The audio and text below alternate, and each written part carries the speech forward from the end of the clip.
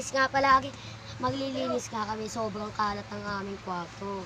Kaya nga yan, agad-agad na nga kaming, ay sobrang kalat ba naman ang aming kwarto, Diyos ko. Parang nga lang pala kaming binagyo rito. Parang kaming dinapuan ng hito-hito. Kaya nga inayos ko na nga pala itong aming dalawa kong notebook.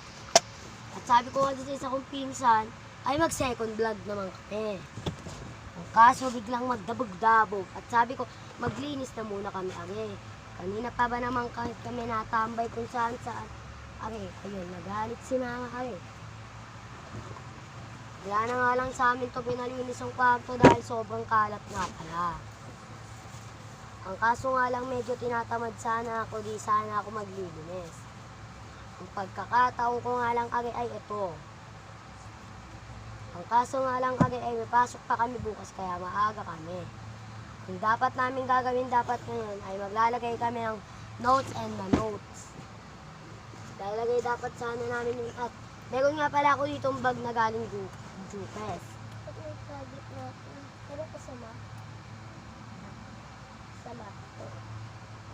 Ay, nare. Yun nga po, are. Ay, mag-project na, are. Ang pinsa ko nga pala ari ay may project.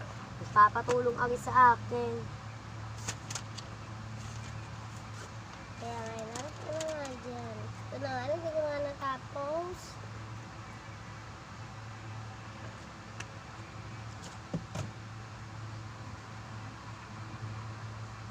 Ano to, plus? Kaya nga, ready naman na. Kaya nga, are, kinuha ko na nga dyan. August 1 pa to eh. Kung gusto nagkamali ako. Kaya naguna na ako na nga yung pinsan ko. Tapos na nga ka na naglinis. Oh, di ba?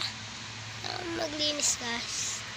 Kaya nga, part 3.